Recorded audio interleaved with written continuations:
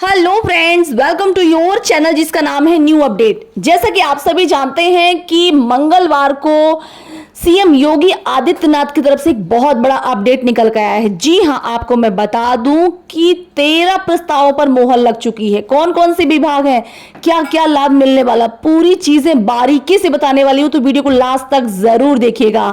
Video पसंद आए तो वीडियो को लाइक कीजिए, चैनल पर पहले बार आए तो प्लीज सब्सक्राइब जरूर करिएगा।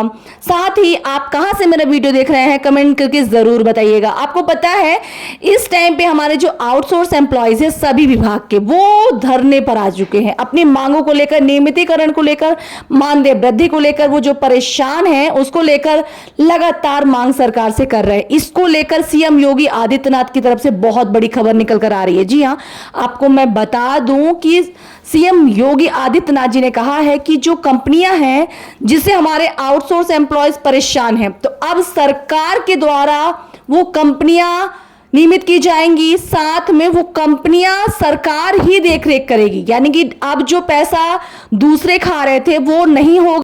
अब डायरेक्ट एम्प्लॉयज़ के खाते पे पैसे जाएंगे। 16 से 20 हज़ार रुपये वेतन होने की बात कही गई है।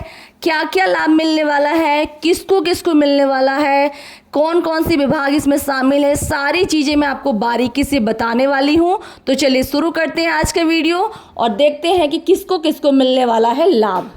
मैंने लाइव वीडियो भी बनाया है, वीडियो आप देख सकते हैं। अब मैं लिखित में आपको दिखा सकती हूँ। यहाँ पर लिखा है, मुख्यमंत्री योगी आदित्यनाथ की अध्यक्षता में मंगलवार को होने वाली कैबिनेट की बैठक में उत्तर प्रदेश आउटसोर्स सेवा निगम में के गठन संबंधित प्रस्ताव पर मोहर लग सकती है। निगम के गठन के बाद आउटसोर्स पर विभिन्न विभागों में कर्मियों को रखा जाएगा।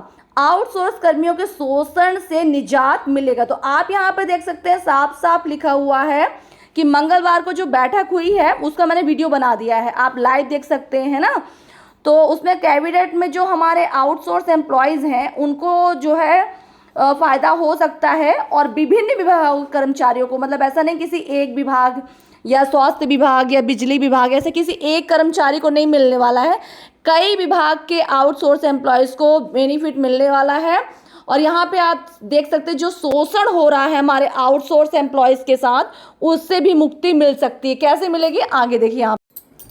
आप यहाँ पे देख सकते हैं लिखा हुआ है, उनके वेतन में इजाफा होने के साथ ही उन्हें कई तरह की सुविधाएं भी मिलने लगेंगी। लोक भवन में पूर्वाह 11 बजे से होने वाली कैबिनेट की बैठक में 12 प्रस्ताव पर निर्णय हो सकता है। सूत्रों के अनुसार कंपनीज एक्ट के तहत एक पब्लिक लिमिटेड कंपनी के तौर पर उत्तर प्रदेश आउटसोर्स सेवा निगम के गठन के प्रस्ताव पर बैठक में मोहर लगाना तय है। संबंधित निगम राज्य सरकार के 92 विभागों के साथ ही स्थायी निकायों तथा माध्यमिक व उच्च शिक्षा संस्थानों के लिए आउटसोर्स कर्मियों की भर्ती करेंगे।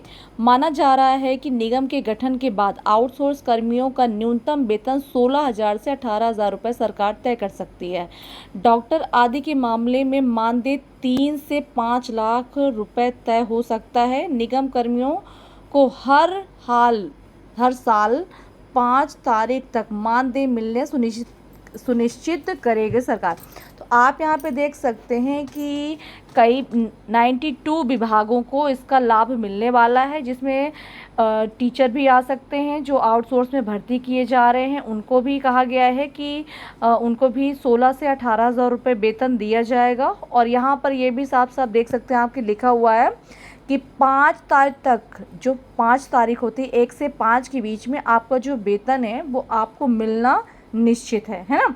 आगे लिखा है, कर्मियों को 12 आकस्मिक व 10 चिकित्सा अवकाश मिलेंगे। यानी कि अगर कोई परिस्थितियां ऐसी घर की आ जाती हैं, कोई घटना आ जाती है तो 12 छुट्टी वो मिलेंगी। साथ ही अगर आपकी तबीयत खराब होती है तो आपके इलाज के लिए, बीमारी के लिए 10 छुट्टियां वो मिलेंगी। इस तरह से भर्तियों में अनुसूचित जाति, अनुसूचित जनजाति, अन्य पिछड़ा वर्ग, महिला, अथाक रूप से कमजोर वर्ग, दिव्यांग व पूर्व सैनिक को आरक्षण का लाभ मिलेगा। तो आप यहाँ पे देख सकते हैं कि जो अनुसूचित जाति में आते हैं, अनुसूचित जनजाति में आते हैं, जो पिछड़ा वर्ग में आते हैं, जो महिलाएं हैं काम कर रही हैं, जो आर्थिक रूप से कमज़ोर है, यानी कि किसी को कोई ना कोई प्रकार की तकलीफ़ है या घर की कोई परिस्थितियाँ ख़राब हैं या कोई किसी तरह से दिव्यांग है, किसी कोई समस्या है, और जो आपके फ़ौजी होते हैं, रिटायर फ़ौजी होते हैं, उनको ख़ास आरक्षण देने की बात यहाँ पे दी गई कि उनको अगर आरक्षण दिया जाएगा उसका लाभ भी दिया जाएगा। आगे परित्यक्ता, तलाकशुदा और निराश्रित महिलाओं को भर्तियों में प्राथमिकता दी जाएगी। तो परित्यक्ता मतलब जिनका पति छोड़ के चला गया हो, किसी कारण से अकेले बेचारी गुजारा कर रही है, उनको पहले प्राथमिकता दी जाएगी। जिनका पति तलाक दे चुका है उनको भी प्राथमिकता दी जाएगी। साथ में जो अपना जीवन यापन अकेले कर रही हैं, गरीबी में कर रही हैं, परेशानियों में कर रही हैं, उन महिलाओं की भर्तियों में पहले प्राथमिकता दी जाएगी। आउटसोर्स कर्मियों की दुर्घटना में मृत्यु होने पर घर के परिवार वालों को 30 लाख तक की आर्थिक सहायता राशि दी जाने की यहाँ पे व्यवस्था की गई है ना। और इसके लिए आपको कोई प्रीमियम नहीं देना पड़ेगा, कोई पैसा नहीं देना पड़ेगा। यहाँ पे साफ साफ लिखा हुआ है कि इसके लिए कर्मियों को कोई प्रीमियम नहीं देना होगा। इन कर्मियों को ईपीएफ और बीमा के कई लाभ मिलेंगे। कर्मियों को 60 वर्ष की आयु तक कार्य कर सकेंगे। तो आप यहाँ पे देख सकते हैं, अब आपकी जो काम करने की आयु है वो 60 वर्ष कर दी गई है। अविवाहित कर्मियों की मृत्यु पर उनके माता पिता को 1000 से 29,000 रुपये तक की पेंशन देने की व्यवस्था करेगी। देखिए बहुत बड़ी खबर निकल कर आ रही है उत्तर प्रदेश से। देखिए ऐसे बहुत से बच्चे हैं जो काम कर रहे हैं, जिनकी शादी नहीं हुई है और माँ बाप पर माँ बाप उनके ऊपर निर्भर हैं। अगर उन्हें कुछ हो जाता है तो उनके माँ बाप को 29,000 रुपये तक की पेंशन देने की व्यवस्था की गई है। यहाँ पे लिखा हुआ है मुफ्त इलाज की सुविधा दिए जाना भी प्रस्तावित है। यानी कि अगर जो हमारे कर्मचारी हैं उनकी तबीयत खराब होती है, आउटसोर्स कर्मचारी हैं, तो उनका फ्री में इलाज किया जाएगा। आगे लिखा हुआ है निगम में गठन का प्रस्ताव कैबिनेट से स्वीकृत होने पर मुख्य सचिव की अध्यक्षता में निर्देशक मंडल की गठन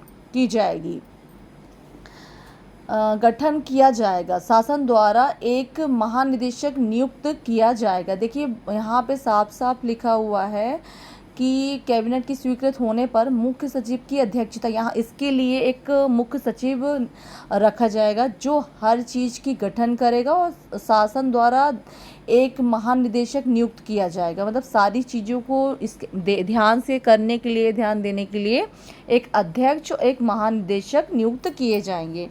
आगे लिखा हुआ है बैठक में सुप्रीम कोर्ट के आदेशों के अनुपालन में माध्यमिक विद्यालयों के दिव्यांग बच्चों के लिए नियमित विशेष शिक्षकों की नियुक्ति पर भी निर्णय लिया जा सकता है। जैसे कुछ बच्चे होते हैं जिनको बोलना नहीं आता, कुछ बच्चे होते हैं जिनको दिखाई नहीं देता, उनके लिए अलग से टीचर रखे जाएंगे पढ़ाने के लिए। ये सरकार ने बहुत बड़ी खबर निकाल दी है।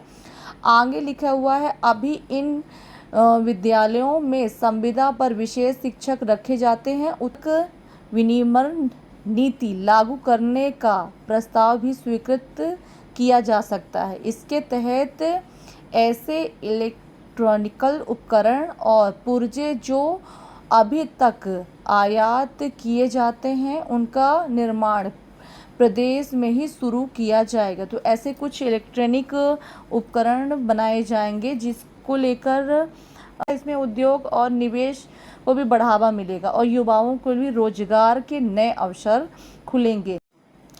निजी क्षेत्र में सुख देवांत महाविद्यालय की शाहजहांपुर में स्थापना संबंधित प्रस्ताव को भी कैबिनेट से मंजूरी मिल गई है। और आगे लिखा हुआ है प्रधानमंत्री किसान ऊर्जा सुरक्षा एवं उद्यान महाभियान पीएम कुसुम योजना के तहत सोलर पंप की स्थापना के लिए वित्तीय वर्ष 2024-25 को शेष लक्षणों की चालू वित्तीय वर्ष में पूरा होने एवं और पीएम कुसुम 2.0 योजना की वर्ष 2025-26 से 28-29 तक आयोजन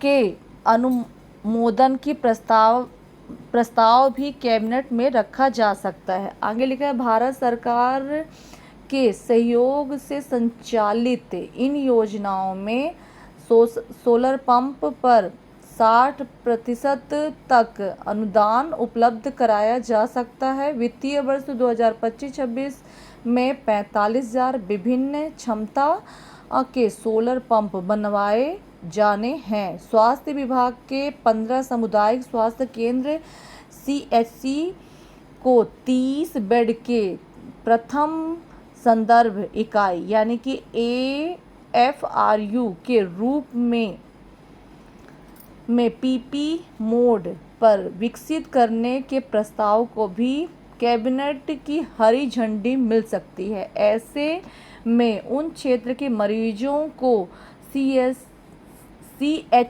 पर ही शुरुआती इलाज मिल जाएगा। मरीज की स्थिति में सुधार होने के बाद उसे जिला स्तरीय अस्पताल में रेफ़र किया जा सकता है। यानी कि जो पेशेंट ज़्यादा बीमार हैं उनको पहले वहीं उन्हीं के इलाके में, मतलब जहाँ पे वो हैं, मतलब सभी प्रदेशों में अलग अलग करके 30 बेड का वो खुला जाएगा, सामुदायिक स्वास्थ्य केंद्र खुला जाएगा, ताकि वहीं पे पहले थोड़ा बहुत उनकी कंडीशन को ठीक किया जाए। उसके बाद अगर ज़्यादा सीरियस है तो फिर स्टेबल करके उन्हें बड़ी हॉस्पिटलों में भेजा जा सके, है ना।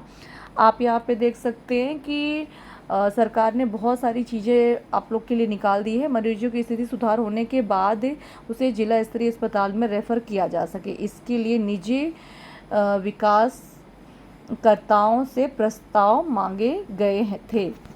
तो आप देख सकते हैं इसके लिए अलग अलग जगह से प्रस्ताव मांगे गए थे कि जहाँ पे मतलब जो वहाँ के अगर आबादी वाला ज़्यादा, मतलब कोई गांव है, वहाँ पे अपन एक सामुदायिक स्वास्थ्य केंद्र खोल देंगे, ताकि जितने वहाँ के जो बीमार लोग हैं वहाँ पे जाकर पहले अपने इलाज करा सकें, और जब ज़्यादा तबीयत ख़राब हो तो आगे रेफ़र किया जा सके। देखिए, बहुत बड़ी खबर निकल कर आ रही है उत्तर प्रदेश से। बहुत सारे चीज़ों पर सरकार ने ध्यान दिया है। अब देखिए कब तक ये सारी चीज़ें पूरी होती हैं, इसको लेकर हमारी जनता भी बहुत आक्रोश में है। सभी विभाग की जो हमारी जनता है वो परेशान है, क्योंकि सरकार वादे तो हर बार करती है लेकिन पूरा नहीं करती है। इसको लेकर लगातार जो हमारे हर विभाग के आउटसोर्स एम्प्लॉयज़, ऐसा नहीं किसी एक विभाग के आउटसोर्स एम्प्लॉयज़ है, अलग अलग विभाग के आउटसोर्स एम्प्लॉयज़ लगातार मांग करते आ रहे हैं कि हमारे नियमितीकरण करें।